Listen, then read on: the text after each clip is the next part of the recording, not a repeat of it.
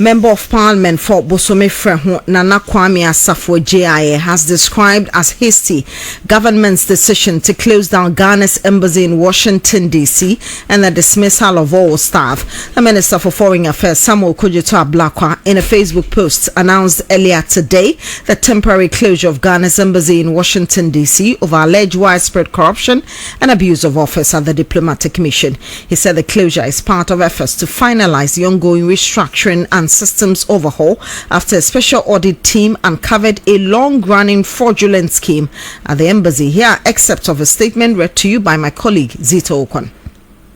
Mr. Kwating was a local staff recruited on August 11, 2017 to work in the embassy's IT department. So according to his findings, he created an authorized link, the embassy's website, which diverted visa and passport applicants to his company, that's Ghana Travel Consultants, where he charged extra for multiple services on the blind side of the ministry and kept the entire proceeds in his private account. So the ministry had taken a decision, says the investigations revealed that he and his collaborators operated this illegal scheme for at least 5 years. So he has been doing all of this for 5 years. Wow. Since 2017, he was recruited into the office, and then this conduct, Mr. Ablakwa says, has been reported to the Attorney General for possible prosecution and retrieval of funds obtained through fraudulent schemes. So he says that all Ministry of Foreign Affairs staff posted to Washington, D.C. or the embassy have been recalled home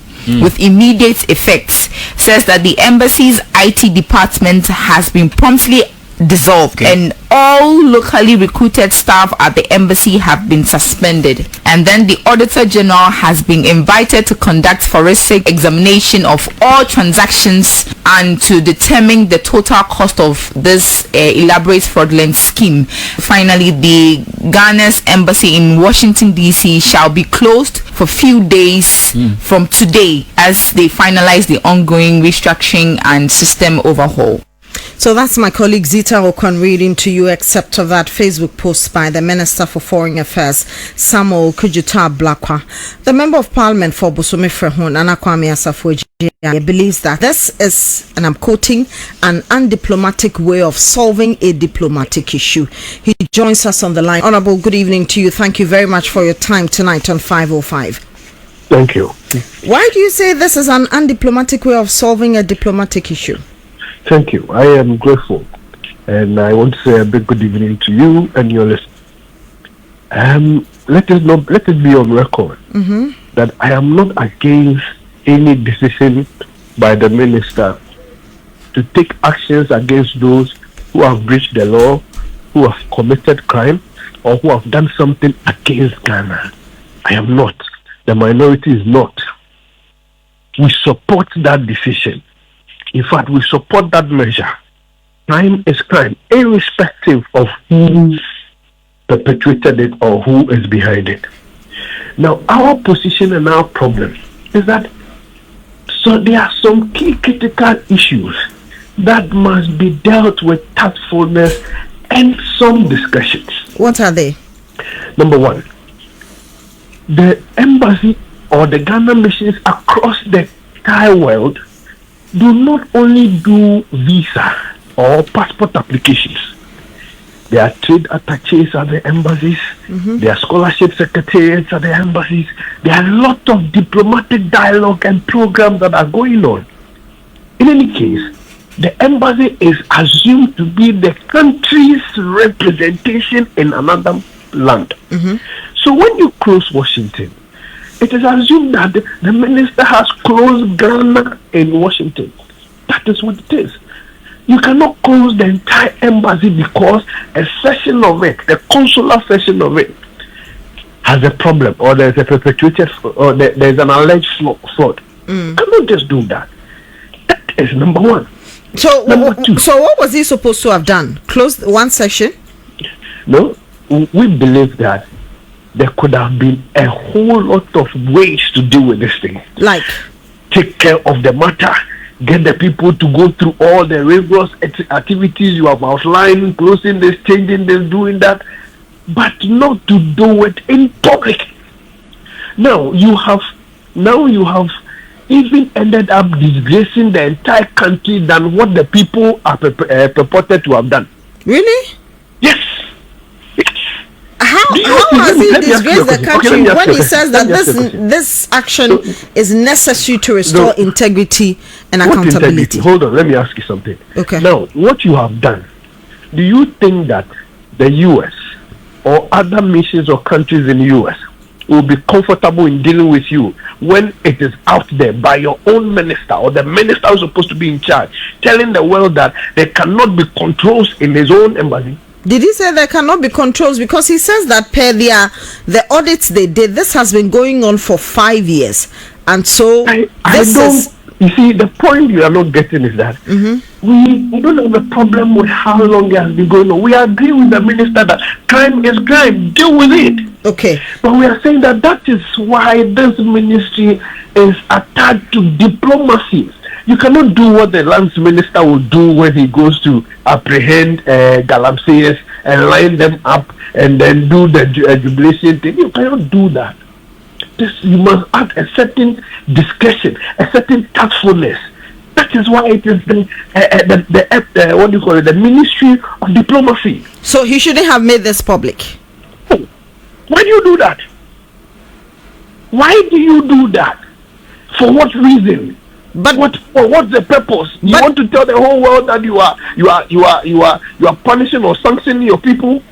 Is that what you want to say? But you and I know that when Ghanaians in Washington DC go there for services, because one of the issues that have come up is that they are charging more than the usual fee they are supposed to charge. The fees they are charging that has not been accepted by Parliament. So let's say I'm making a point. So people go there for these services and then they are overcharged. They come out there complaining, and it gets into the media that Ghana's embassy in Washington DC is overcharging, and the minister deals with it quietly. You want that to have come out in the public without the minister's involvement? So you see, there was a time that it was widespread among the embassies that government delegations travel and use the traveling as conduit to go drop members of the traveling list and come back.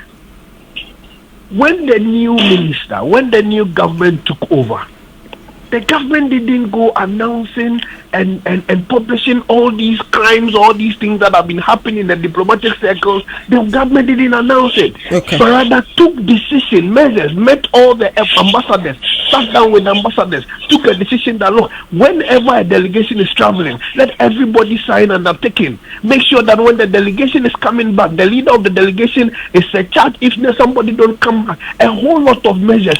And then it sanctified the system. Okay. That is what you do with diplomacy. You don't do propaganda with diplomacy. You end up telling the whole world that your internal controls are weak. You end up telling the whole world that, look, this is what is happening together. So the minister could have quietly disciplined everybody, sack whoever. But it must be done in a diplomatic way. Okay. We don't have a problem. The decision to close down, change, sack everybody, you can do that. That is your choice. You are now the charge, the boss in charge of everything. You can do that. But you must be discreet. It is part of your responsibilities. It is part of the ethics. It is part of the requirements of the ministry you are now handling. That is what we are saying. No, you don't even put this thing on Facebook without even properly communicating to the staff. Now, by a stroke of a Facebook post, you have deprived all the staff from their diplomatic privileges in somebody's country. So if there's a worker there who doesn't have his own personal passport and is using that of the service or the diplomatic passport, you cannot come back. Really? Yes, because the minister said they have been sacked. I mean, immediately. And he also said that they are supposed to return. So how do they come?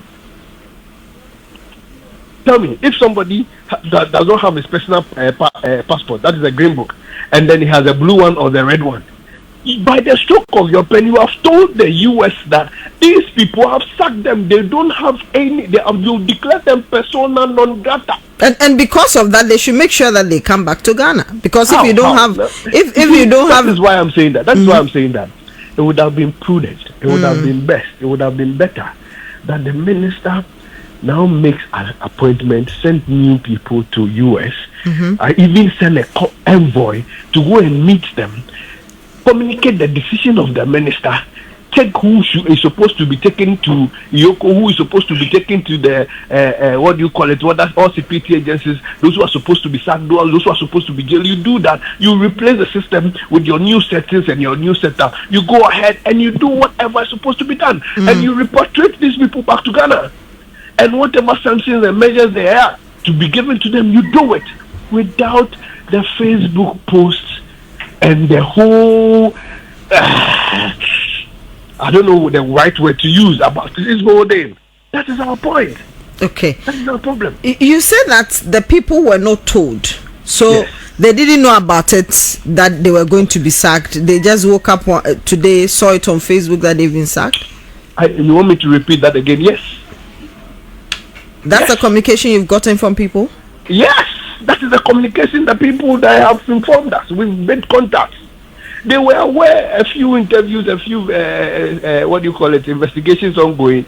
But the decision now, they heard it like we all heard it in the morning. Some of them, family members have to bring to the attention. Yes. Wow. Yes. So what are they doing now? This is a question that we need to speak to them. Because they are making contacts to the embassies to find out how these matters can be looked at so that they can get back home. Because the minister has issued instructions and they need to follow the instructions. Yes.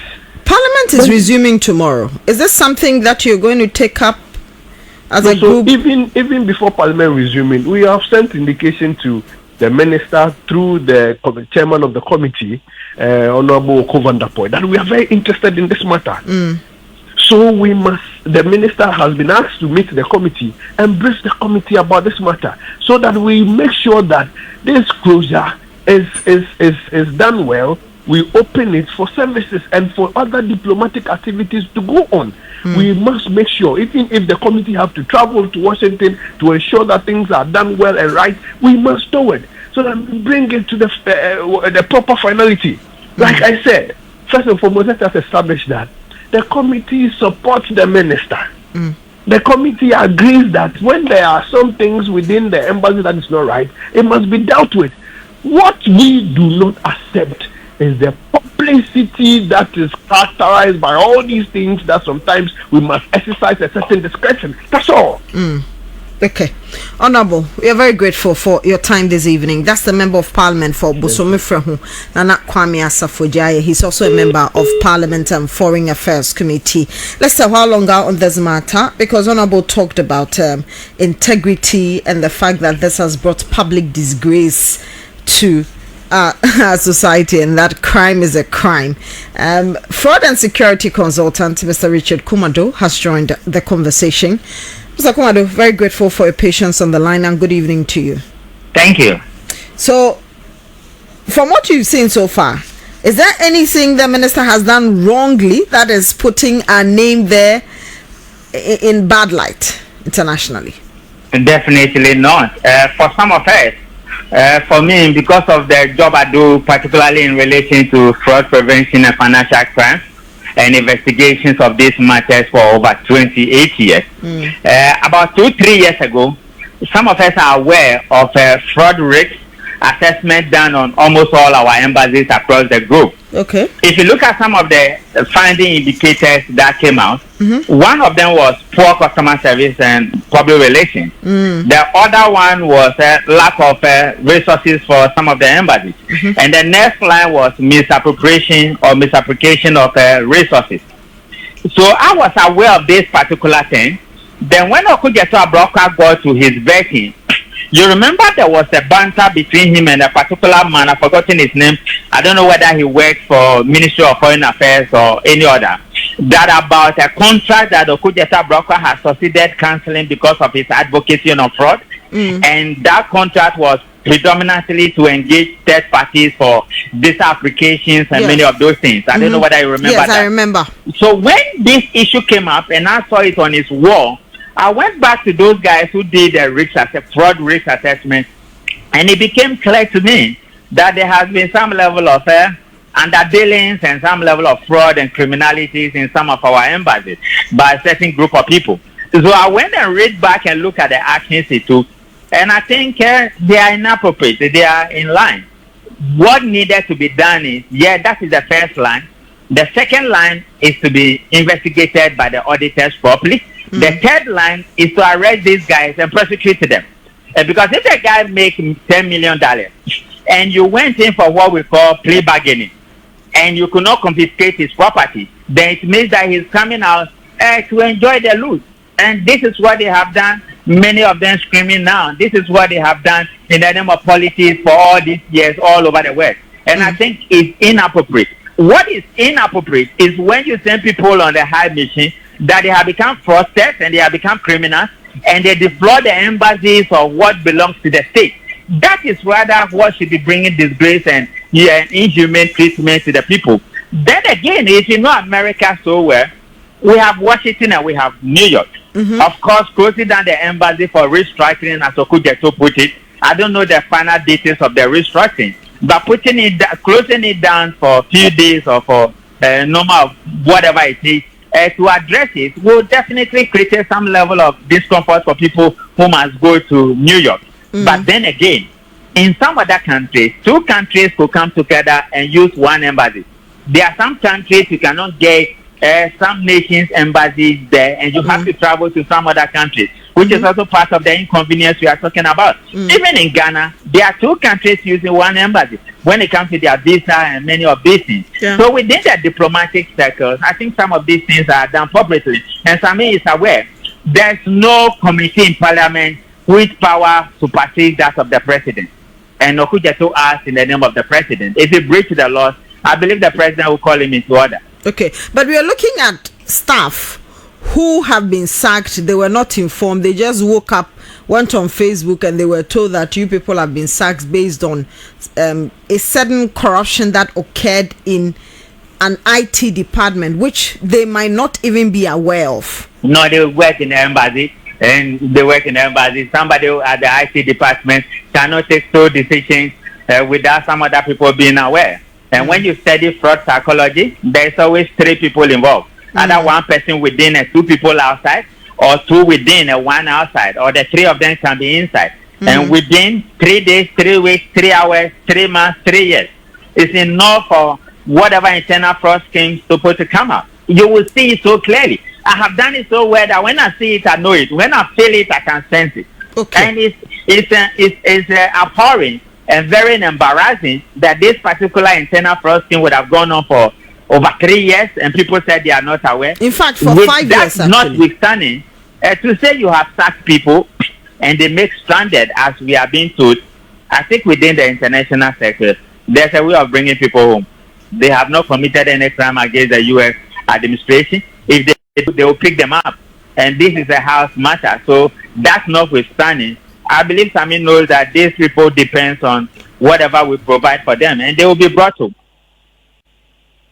Let me find out from you, from your experience, from what the minister has told us, it means that they allegedly diverted the traffic from the official visa application portal to a parallel platform.